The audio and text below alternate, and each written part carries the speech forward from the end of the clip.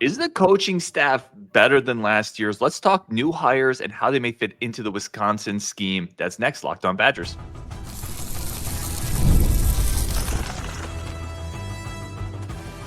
You are Locked On Badgers, your daily podcast on the Wisconsin Badgers.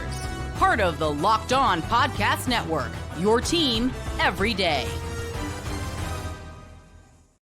What is going on, Badger fans? Welcome to Locked On Badgers, your team every single day. Thank you for tuning in. Thank you for being part of this community, part of the Locked On Podcast Network. Today's episode brought to you by FanDuel. From big upsets to game-winning drives, the NFL playoffs are better with FanDuel. New customers can bet $5 and get $250 in bonus bets guaranteed. Win or lose, visit FanDuel.com to get started.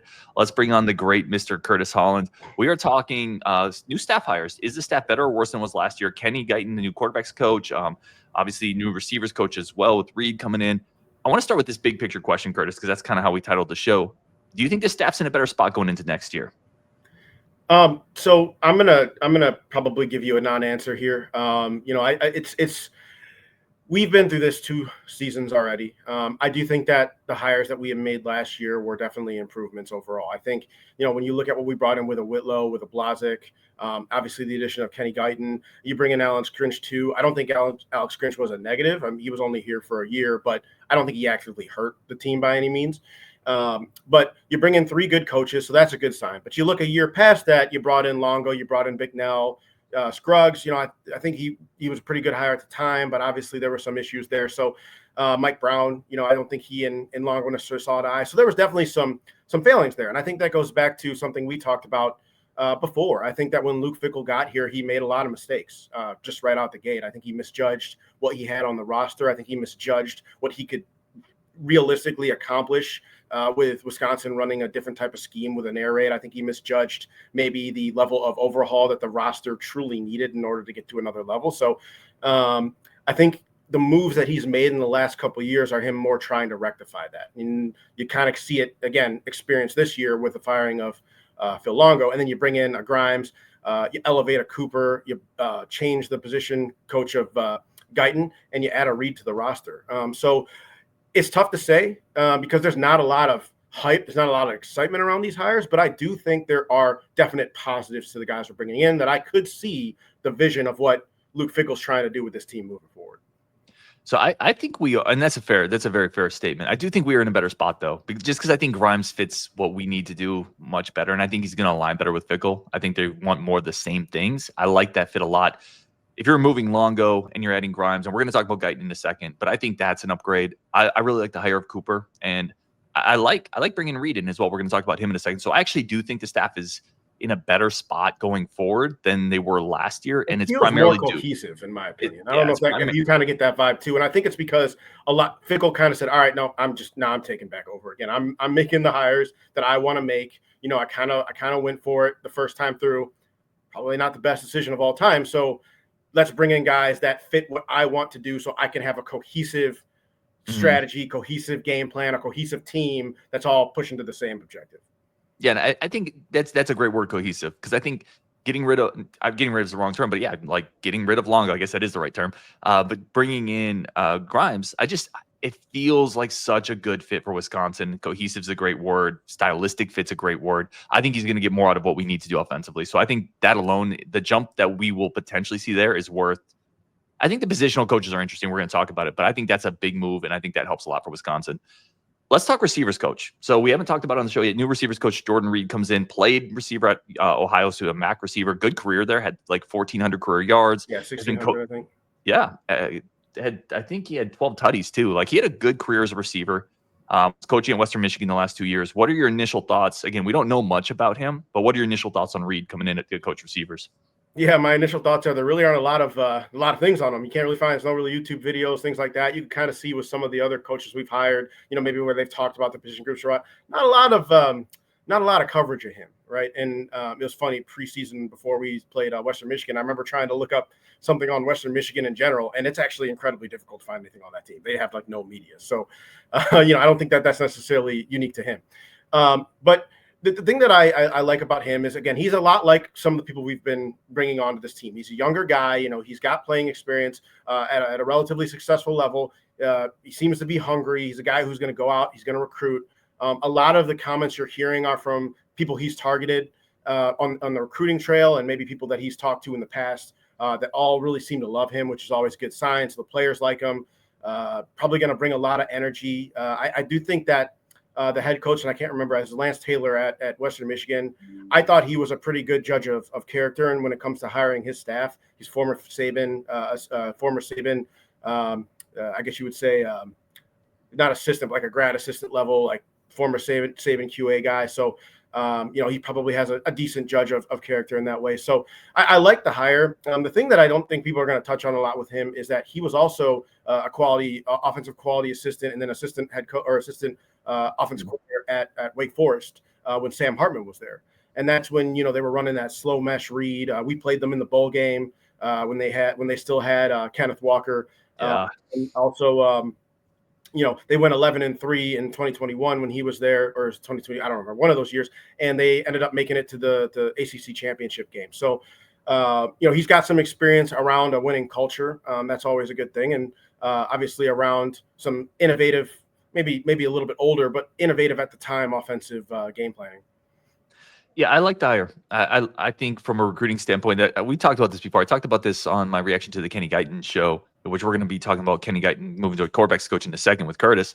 Yeah, but I mentioned one of the things I really look for at a receiver coach is someone who I think can be a good recruiter. I think you got to be a good recruiter at the receiver spot, the cornerback spot, defense, a lot of defensive spots. You just got to get dogs. You got to get athletes. You got to get guys. You look at what Reid has done at Western Michigan. Again, not a long track record here, but Western Michigan's top 2 recruits last year in the composite were both receivers, but both pretty good lands for Western Michigan. You talk to players that have had a connection with him. They seem to really like him. This feels like a move to help augment the talent we need to bring into that program or into that position. And quite frankly, that position's pretty shallow. Like if you look at high-end talent, they need talent there, man. And you get that by recruiting. Yeah, absolutely. And the interesting thing about that, I was going to kind of caveat off that too, aside from, the guys that he has talked to and he knows, but it's the odd interrelationships amongst the people that are already on this team. One of the things that's interesting is he was at Wake Forest when Billy Edwards was there for a year when he redshirted, which is definitely, I just find that interesting. He's got some familiarity with the quarterback that we brought in. And there's just kind of an interesting, he knows that coach, coaching receivers, Guiton coach receivers, now he's Edwards coach. There's just some interesting connections there that I think overall can actually help the team, just having that familiarity, having that connection. But one thing I wanted to emphasize what you said about the recruiting angle. Former Ohio State receiver coach once said, when you're looking at the different coaches on your team and when you're picking who you want where and what you want in terms of, who you want coaching receivers, running backs, whatever. Receivers is one of those positions. You need a guy who's willing to hit the road and grind his ass off in recruiting. That's the most important thing when it comes to a receiver coach. You need a guy, and I'm going to say it like this, usually doesn't have a big family or like an old family. Maybe he's still young, maybe he's still dating. You want a guy who can be on the road more than not. He doesn't have to come home and he doesn't have to, go to a dance recital or things like that. He can answer a phone call from a recruit. He can, okay, I need to go talk to this guy because he's maybe flipping to Michigan. Like I can fly out there and go talk to him. Like you need a guy that can be a little bit more mobile, a little bit more open. And, again, I don't know a ton about Reid. I don't know his personal life all the way, but he's a younger guy. He's got a lot of energy still. And I think he can be a guy that can do that. Yeah, I like the connections there too. Played in the Midwest, his coach in the Midwest, to a lot of places that we normally recruit. Like he's been in those areas. He should have some connections there. But to your point, it's also been in ACC country. I like a lot of the natural recruiting connections. And then you look at our receiving roster, like the last couple cycles, Eugene Hilton Jr. was a borderline 4-star commit. But you look at an FSU, for example, we're never going to beat them in raw talent because they live in the state of Florida. But they got 8 or 9 guys, and JB put that on the Discord, that are 4-star guys. You got to get some 4-star guys in there. You just have to, because the physical traits at receiver, you can play early, you can play often, and Wisconsin hasn't got enough of those boundary receivers that can just run and go catch the ball. We've seen it. We've seen the constant turnover. What have they done in the portal for 3 years? Constantly trying to find guys. They're still doing it. I think recruiting's huge there. That's why I like that hire. All right, we're going to take a quick break, come back. We're going to talk about Kenny Guiton going over from receivers coach to quarterbacks coach. I think Curtis and I may slightly disagree on this one. We're going to talk about that next on Locked On Badgers. But first, a quick break for our friends of the show and a quick second to say thank you to everybody tuning in. Today's episode brought to you by our good friends over at Rocket Money. Rocket Money is the easiest way. If you got to get rid of some subscriptions that are just slowly siphoning off your money, some subscriptions that are slowly taking out your bank account, that's what Rocket Money is here to do. Find the subscriptions you forgot about. This has definitely happened to me. I've talked about it. It's still up until I used Rocket Money was still happening to me. So Rocket Money has been great for me there. It's a personal finance app that helps you find and cancel unwanted subscriptions, monitors your spending, lowers your bills. Average users can save up to $740 a year. That's a lot of money, man. That can help fund a vacation for you. That can help fund a big purchase. That can just go into your savings for the rainy day fund. And Rocket Money can help you get there. Cancel your unwanted subscriptions. Reach your financial goals faster with Rocket Money. Go to rocketmoney.com/lockedon today. That's rocketmoney.com/lockedon. Rocketmoney.com/lockedon. All right, let's come back to Curtis. Let's talk about Kenny Guiton coming in as the new quarterbacks coach. I've talked about this on my show, so I definitely want to just kick it over to you. My 30,000-foot one-sentence takeaway is I don't hate the hire. I think it could work out really well. I wanted somebody with experience, though, so to me, it was a little underwhelming in that aspect. Sure. No, and that's totally fair. I don't think that that's a bad take at all. When looking at this, right, obviously the position was open for almost a month, I would say. And a lot of people, are saying, well, hey, if he was the guy the whole time, why'd we wait so long, blah, blah, blah. I think a lot of it just came down to logistics. Obviously, Wisconsin requires that you have a position open for 2 weeks, has to interview a certain amount of guys. That's a requirement. So I think that probably he spent some time interviewing different candidates and obviously the people we talked about in the past. And then I think too, they were probably trying to figure out, okay, well, if Guiton is a candidate, then we probably need to figure out what our receiver coach situation is going to be too. So that's what I think. A lot of the logistics, and then also I just think we're not in a bowl game. I think they were just off from Christmas time to New Year's. I don't think they were doing anything then, like in full disclosure. So so I think. But in terms of Guiton, I'm a little bit more probably, I would say, optimistic about the hire, and for a couple different reasons. First off, he's a young up-and-coming coach. I mean, that's kind of the theme here. He's a smart guy, played the position. I know that's Wisconsin fans are not used to hearing, oh, our assistant coach played the position he's coaching. That's a thing? Like, I didn't know you could do that. Well, so he played the position. That's kind of nice.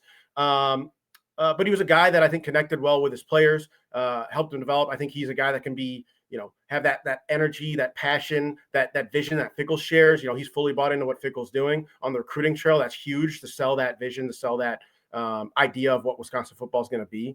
And he's a guy, that's a leader. I think he can help our quarterbacks, work through the things they're working through. He was a guy who was a career backup at that spot. And so he understands what that feels like.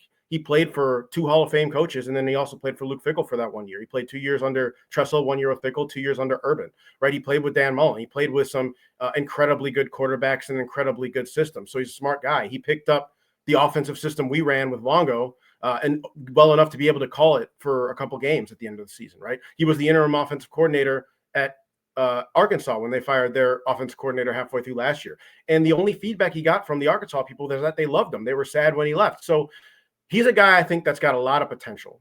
But it's tough to say, does that mean it's going to work? Because a lot of it's just potential. I think he's going to do well. I think he's going to be an up-and-coming guy, almost like and I look back at Fickle's hiring record, he could be another Marcus Freeman, right? He could be a guy who could come in, be a quarterback coach, get elevated to an offensive coordinator, then take over a program and do well. He could be like a Jim Leonard, a guy who comes in, who was a GA 1 year, coach safeties 1 year. Next thing you know is probably the best defensive coordinator we've ever had, right? So that's possible. But he could also be a guy who maybe isn't all the way there and flames out. But the thing I think about is he's not going to be alone. He's going to have Jeff Grimes with him, helping him. He's going to have coordination with the receivers that apparently we didn't have last year. So those things are going to help, I think, ease this transition. And I think it's going to allow him to really develop and do a good job as a quarterback coach. Yeah, a couple points you brought up there that I really like. The continuity one is something we talked about before the show. There's been too much turnover in general with the staff, and that's not all because of bad hires, right? We talked about it. If a guy, you hire a guy and then Alabama comes calling, that doesn't make that a bad hire in Colin Hitchler's case. But you got to get more continuity on the staff somehow. And switching to a new quarterbacks coach, a guy that wasn't on the staff, and then maybe you lose Guiton because Guiton becomes more of a commodity, and then you have to switch out there anyway. I like the continuity aspect of it. I like the recruiting aspect of it. Again, one of my concerns would be just to push back a little bit, and not even push back. Like everything you said is really well thought out. But when we hired Grimes, I say Wisconsin, when Wisconsin brought Grimes in, there was a very almost unanimous discussion that, okay, that works, but you got to pair him with somebody that we know can handle quarterbacks. And it just feels like a bit of a risk there. Now, experience, as we've talked about, isn't always, like Phil Longo came in with experience too, and that flamed out. So it's just hiring someone with experience isn't a golden ticket either. But I think, again, that's my concern. Your offensive coordinator does not have a track record, and he's not an idiot with quarterbacks. He knows what his quarterbacks should do in his scheme. but he's not the guy that's going to be able to correct those technical issues, footwork issues, or probably even some of those scheme read issues.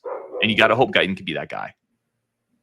Yeah, no, I mean, and that's true, and that's fair. I mean, I think the fact that he doesn't have experience coaching the position obviously affects what he can and can't do, helping guys off the field. But there's a couple things when I look at that. First and foremost, I think he's a good leader, and I think that matters a lot because I think he can connect with the players and get them to achieve what maybe they weren't able to achieve, on their own. I think that's important. He's coached before, having coaching experience.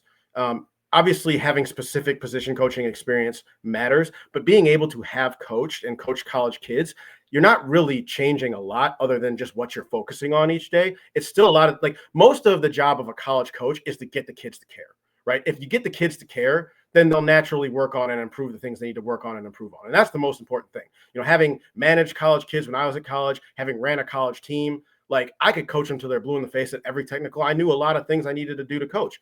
The problem is, they weren't invested half the time. And so the number one thing you need to do as a college coach is get guys to care. I think he can do that with spades. I think that's not going to be his issue. So, focusing on the little things, obviously that helps, but the little things are the little things for a reason. We got to get the big things figured out first, right? And the good thing about that is we're bringing in a quarterback who's already played 3 years, 4 years, right? He already knows how to be a quarterback. Are there little things he can work on? Sure.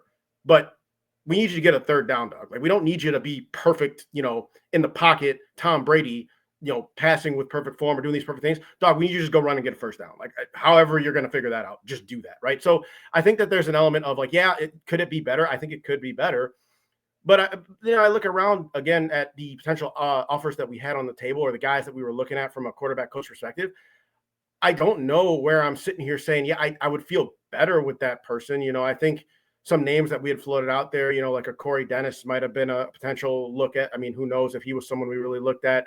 You talk about Sean Bell. I know he was a name that was discussed. You talked about Kurt Campbell. He was a name that was discussed. I don't really know if I'd feel better with any of those guys than I do with Guiton. So that's kind of where I'm at with it. I think it's a hire with a lot of potential. But to your point, it's still kind of a we'll wait and see. I mean, not all the hires that we've hired under Fickell have worked out the way we've wanted them to. It's a good point with the names thrown out there, too. None of those guys feel like home run hires to me either. We talked about Campbell and what Michigan's quarterbacks were last year. None of those. My thing is always, because fans, when a new coach is coming in and fans, we always put together, what about this guy? What about that guy? My thing has always been, well, that's not really our job to put together the list, right? If you're making $7-8 million a year and you're the head coach, there's probably candidates out there that we just didn't think about or look at because we're putting 20 minutes into it and they should be able to put days into it, right? Mm-hmm. So just because the names we floated out there, and I'm not saying you're saying this, but just because the names we floated out there aren't great, maybe fits or home run feels, it doesn't mean that guy wasn't out there. And I just don't want it to be he's in-house, he's played quarterback, it kind of fits. Because, and I don't think that's it, but that does then start to feel like some of the Chris moves at the end. And the one thing I'll say with positional coaches is the hires are a little symptomatic to how the overall health of the program is. And we saw that at the end of the Chris regime where I'm going to push back a little bit on that. And the reason I'm going to push back is a twofold. One, with Chris, I think the attitude and the energy is different here. I just full disclosure, Guiton is a guy who brings that passion, brings that fire, believes in Fickell's vision. This isn't the same type of environment that the team was when Chris was the head coach. So I'm going to say that there. And then the second thing about, this feels like a hire that, it's indicative of the state of the program. Ohio State just elevated James Laurinaitis to their linebacker coach. They're probably going to win the title, just straight up. You look at their best coach or one of their best coach recruiting, Brian Hartline. He was a guy started as a GA at Ohio State, and then they elevated him to their receiver coach. Obviously, now he's one of the top paid coaches in the country. Jim Leonard on our own team was a GA. They got rid of, or they didn't get rid of, I'm sorry. Wilcox left, and we hired Jim Leonard. Now he's our DC, and he ends up being the best DC we've ever had. So just because you hire a guy internally doesn't mean that that's a bad move. If he's the best guy for the job, he's the best guy for the job. And again, we don't really know whether or not, he was truly the best guy for the job. If he's sitting in the interview room and you're looking at him man, I'm looking at these resumes on the table, and yeah, they got some numbers and they got some things, but this is the guy that fits what we're trying to do the best. He's the guy that shows the most promise, right? We don't know what those conversations look like. And so that's kind of why I look at that and I say, I don't rush to judge, well, he was our third, fourth look. He could have been, or he could have been through the process of interviewing multiple people. Yeah, we already have the guy we need. We don't need another person. Turns out we're just fine the way we are. We don't know. And so that's kind of how I look at that. Well, that could be it too. Like I don't think Guyton's a bad hire, and I'm not speaking specifically on Guyton when I say hiring internally is a bad thing. It's more about if the positional coach hires kind of keep churning, or they're not great fits, like it's kind of a symptom of maybe things aren't great. And we'll see how this works out. We'll see Well, I how mean, Reid but works out that's too. fair. But think about why they're churning, right? Think about what the reasons for guys leaving us. I mean, we can go down the list. Obviously, Longo getting fired, not a good situation. I think we've talked about that to death. We all know Longo was a mistake. I don't think anybody's sitting here, Mhm. trying to rehash that. But you look at the situation with the safety coaches. Both times the coach got hired away. I mean, it is what it is, right? You look at the receiver coach, Mike Brown. He had an issue with Longo. He might have had an issue with the staff too, but it's tough to say. So he left. We ended up bringing in Guyton, who, obviously in the situation. Scruggs, same thing. He gets recruited and to go coach at Michigan. That's a step up. Like, and he knew Sharon Moore from their playing days. So, it's just the reasons as to why these things matter. So you can look on the macro and say, hey, there's a lot of coaching turnover. But when you actually look at it, it's like, well, most of this is probably understandable. I mean, a lot of guys left for higher jobs or better opportunities. And then the ones that didn't got fired. And it's probably good that they did get fired because they weren't doing their job. So that's kind of how I look at it. I don't necessarily look at it as like, oh, this is an indictment on our program. I mean, if you look across college football, coaches are coming and going everywhere. I mean, even when I was trying to figure out who potential QB coaches could be, it's like you look at every team. It's like, this guy's been here a year, 1 year, 2 years, 1 year, 1 year. Everywhere you go, it's like it's constant churn, right? And I think that's just a symptom of the current state of college football. No, I think there's definitely more movement there. I agree with that. With the portal that we live in, the era we live in, the coaches are moving a lot quicker as well. But I do think that there's an element of, and I've been involved in hiring at my company. I'm sure you've dealt with some of that stuff as well. There is an element of, as the head coach, you got to try to also find people who are going to stay to some degree. Now, that's not perfect. Like if you hire an up-and-comer and he blows up and he's killing it on the recruiting trail and a blue blood comes calling, that's a great hire and he's going to leave, and there's nothing wrong with that. Yeah, I But you mean, also, like, think about a Hitchler. It's not like we planned on him to go to I Alabama. hear you, but I mean, like, that's the thing. So it's like that's the game you play. I'd rather have the best person available, and if he gets hired away, great, because he was the best guy we had. But see, I don't think Grinch was that though. I think Grinch felt like, and we talked about it on the show, it felt like a stopover move for him. And I felt like that was a spot where maybe Cooper is, if he's a year earlier, he's the guy. But like, But I you just also, don't know how that sets us back. I mean, we have a good recruiting class from a safeties perspective. It's not like they were the reason our defense was not good last year. I don't really, for me, like I hear what you're saying. Like, obviously you want to hire a guy that's going to be there longer term and be able to work through. And maybe Grinch was a stopgap, but maybe, I mean, and again, we don't know. No one knows. This is all speculation, but it could have been, yeah, he's a stopgap till we got Cooper, who's a guy who's ready to go.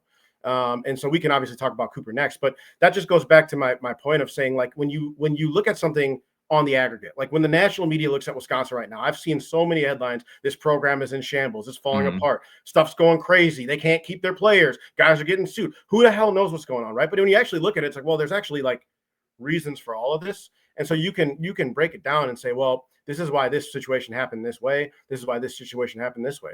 And it's not much different than every other program in the country.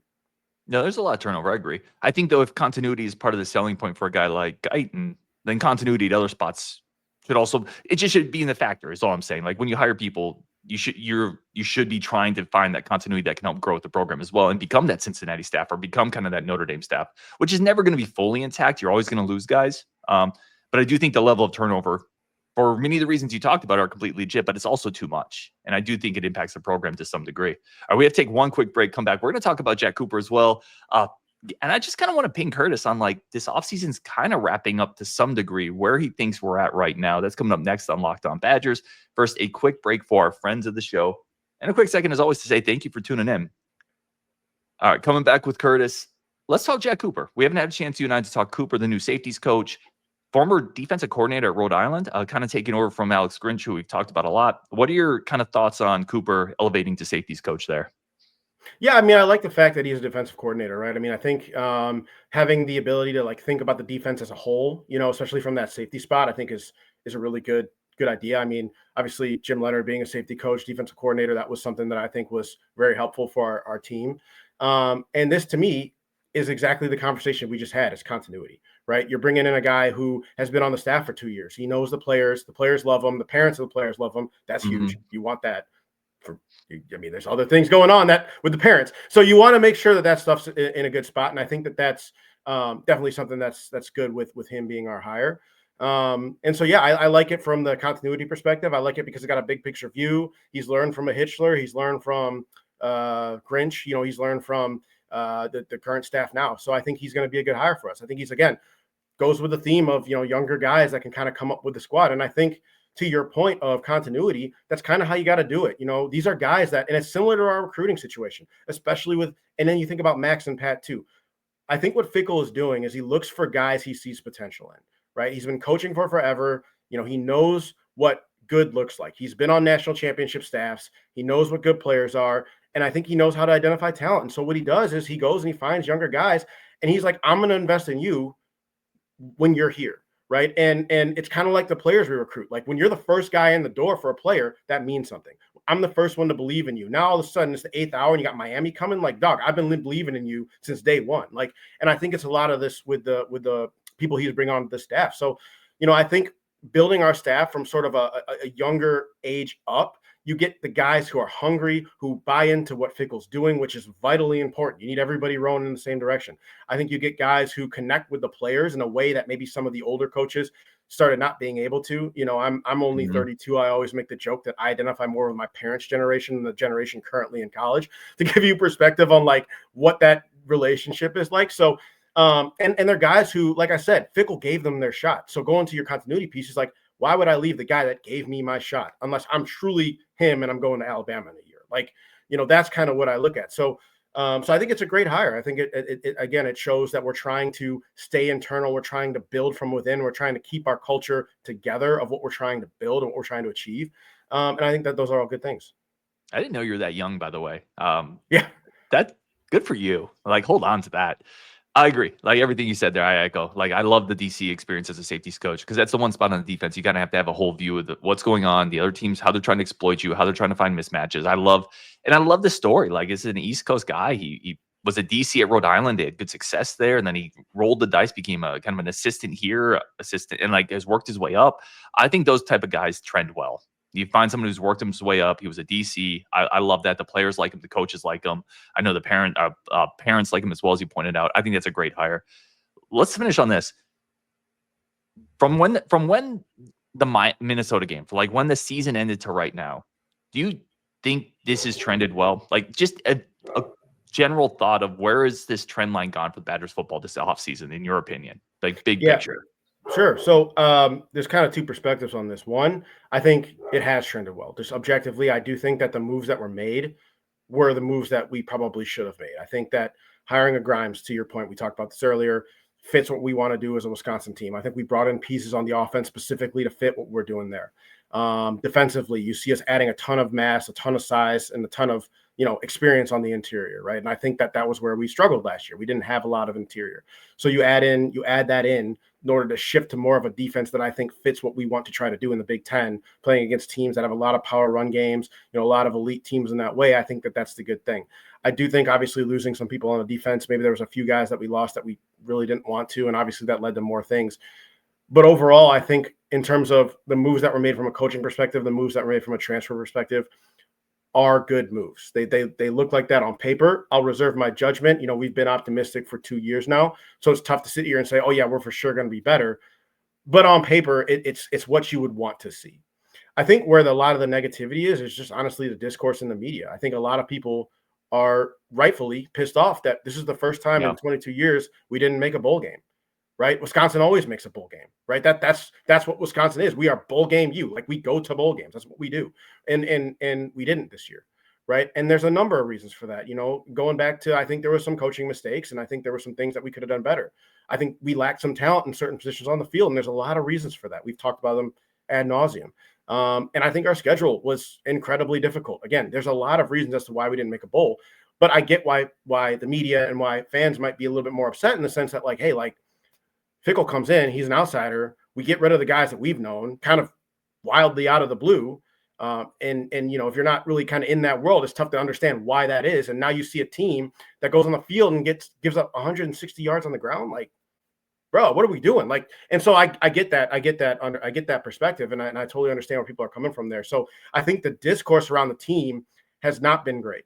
But the thing that gives me hope is that I feel like when you look at the moves that we've made and the players we brought in and you kind of listen to the interviews of the players and teams like that, it sounds like inside the locker room, there's a solid culture that's truly brewing there. and they believe in what they're doing. And that's encouraging. That's why I do feel like I said, so far the moves we've made this year have been positive.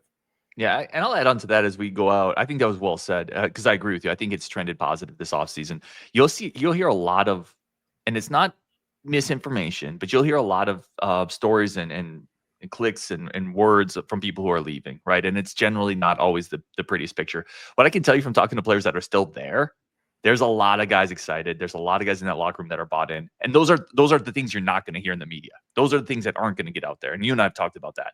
And I think sometimes fans, you just see all the exit interviews, you see the people leaving, you see people on Twitter, players that have left, or obviously the Xavier Lucas situation, which we're not going to get into. All of that looks really bad. But then if I go talk to a couple different players, I'm not going to name who, but that are key players that are on the roster for next year, they're like, no, can't wait. Right. So there's a narrative there that never gets out. And I know you and I have talked about that, but I don't know if fans always think about that when they just see some of the well, yeah, and if you've been in a high-level locker room, if you've been on a football team, if you've worked in a company with players or people like this, I mean, I always tell this story. When I was in college at Wisconsin, I worked at the Chipotle on State Street. So shout out, that place was dope when I was there. But I remember one day, our boss just got a stick up his butt and said screw it, and he removed basically the bottom 30% of employees that were just not top performers. And you know who they are. The guys that aren't really putting in the work. They show up late. They don't really work that hard. They're kind of difficult. Like, hey, man, go do this. Like, why I got to do this, right? Those types of people. They just cut all of them. And we were short-staffed for 6 months. But that 6 months, we performed better than we had performed the entire year previous to that, just because we got rid of the people who were slowing us down. Now, I'm not saying everybody that Wisconsin lost was people that we wanted to lose. There was definitely guys that, I think we would love to have back if they were to come back. But getting rid of people who aren't pulling in the same direction. Again, it goes back to what we talked about with continuity and coaching. Mm-hmm. You need everybody rowing in the same direction. Fickle's not going to be perfect, but you need the team to buy into his vision, because we will always perform better buying into his vision than we will if we have one team wanting to do this, or one group wanting to do this, or Longo wanting to do this. Like, you're never going to be successful because you're not going in the same direction. And so that's where I feel like, again, why I feel positive. I feel like we're finally moving in the same direction that's allowing us to, be successful next year. What's your go-to Chipotle?